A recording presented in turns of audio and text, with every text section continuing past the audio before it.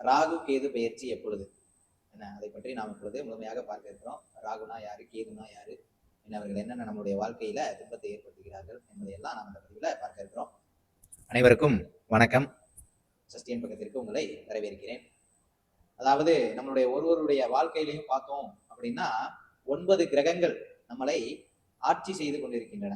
12 பாவகங்களும் 9 கிரகங்களும் நம்மளை ஆட்சி செய்து கொண்டு இருக்கின்றன.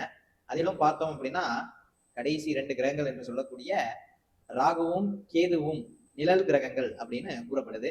அதுல இந்த நிழல் கிரகங்கள் பார்த்தோம் அப்படின்னா ராகுவானவர் போகக்காரகன் என்றும் கேதுவானவர் ஞானக்காரகன் என்றும் சொல்லப்படுகிறது. அதனுடைய இந்த ராகு கேது பயிற்சியானது வரக்கூடிய 26ஆம் தேதி 4வது மாதம் 2025 சனிக்கிழமை வாக்கியப்படியும் 18ஆம் தேதி 5வது மாதம் 2025 ஞாயிற்றுக்கிழமை திருக்கணிதப்படியும் இவர்கள் பயிற்சியாக இருக்கின்றனர். அதாவது ராகு பகவான் மீன ராசியிலிருந்து கும்பராசிக்கும், கேது பகவான் கன்னி ராசியிலிருந்து சிம்ம ராசிக்கும் பயிற்சியாகின்றனர். இவர்கள் இருவரும் சமசப்தமமாக இருப்பார்கள். பார்வையும் அப்படித்தான் இருக்கும். ராகு பார்த்தோம் அப்படின்னா ஒருவருக்கு இந்த உலகத்துல இருக்கக்கூடிய புகழ்கள் சுகங்கள் அனைத்தையுமே கொடுத்து கெடுப்பார். கேது பகவான் பார்த்தோம் அப்படின்னா இந்த உலகத்துல இருக்கக்கூடிய அனைத்து அந்த சுகங்களையும் நம்மளிடமிருந்து கெடுத்து என்ன ஞானத்தை கொடுப்பார். அதனாலதான் அவர் ஞானக்காரகன் என்று பொருள்படுகின்றது. இவர்கள் பால்பட்டால் என்ன ஆகும் அப்படின்னா நம்மளுடைய வாழ்க்கையில நிறைய விதமான பிரச்சனைகள், உதாரணத்திற்கு திருமண தடங்கல்கள் என்ன, அதற்கடுத்து குழந்தை பாக்கிய பிரச்சனைகள், அதற்கடுத்து வியாபாரம் தொழில் இதுலையுமே ஒரு முன்னேற்றமின்மை என்ன, இதுலையுமே ஒரு விரக்தி போன்ற நிலைமைகள்லாம் ஏற்படும். ராகுவானவர் பார்த்தோம்னா பாட்டனார் வழி கர்மாக்களை எடுத்து வருவராகவும், அது மட்டும் இல்லாம தீய புத்தி கொடுக்கக்கூடியவராகவும் இருக்கார். அதிக ராஜயோகத்தை கொடுக்கக்கூடியவர், அதிக புகழை கொடுக்கக்கூடியவர் யாருன்னா அதுவும் ராகு தான். என்ன இப்படியும் செய்வார் அப்படியும் செய்வார். ராகுவினுடைய ஆதிக்கம் இருக்கும் பொழுதுதான் ஒருவர் பார்த்தோம் அப்படின்னா வெளிநாடு வேலை, வெளிநாட்டுக்கு படிக்கக்கூடிய வாய்ப்பு, வெளிநாட்டுக்கு சென்று செட்டில் ஆகக்கூடிய வாய்ப்பெல்லாம் ராகுவினுடைய ஆதிக்கம் இருந்தாதான் முடியும்.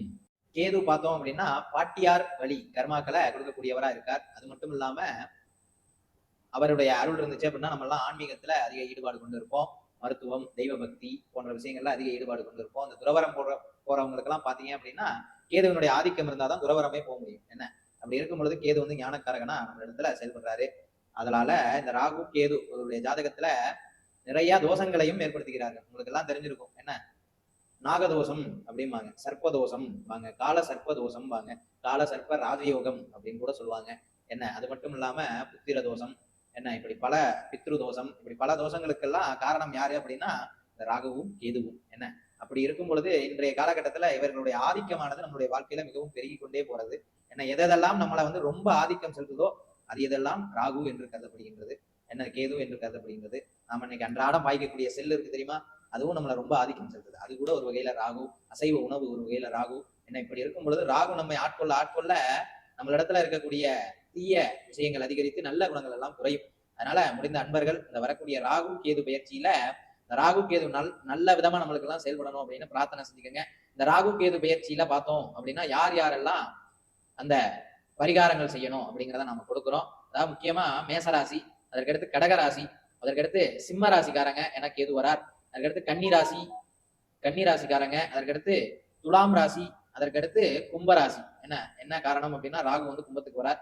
இப்படி இருக்கும் பொழுது இந்த 6 ராசிக்காரங்க சென்று கண்டிப்பாக பரிகாரம் செய்ய வேண்டும். அதை தவிர சர்ப்பதோஷம், நாகதோஷம், கால சர்ப்பதோஷம், இந்த ராகு கேது என்ன தசா புத்தி நடக்கக்கூடிய அன்பர்களும் இந்த ராகு கேது பயிற்சியில சென்று தங்களுடைய பரிகாரங்களை செய்து கொள்ளுமாறு கேட்டுக்கொண்டு விடைபெறுகிறேன். நன்றி, வணக்கம். அதனைத் தொடர்ந்து நம்மளுடைய இந்த பக்கத்திலே ராகு கேது பயிற்சிகளின் 12 ராசிகளின் தனித்தனி பலன்களும் பதிவிட இருக்கிறோம். அதையும் மக்கள் அனைவரும் கண்டு தங்களுடைய அந்த ராசிக்கேற்ற பரிகாரங்களை செய்து நம்மளுடைய ராகு கேதின் பரிபூர்ண அருளை பெறுமாறு கேட்டுக்கொண்டு விடைபெறுகிறேன். நன்றி, வணக்கம்.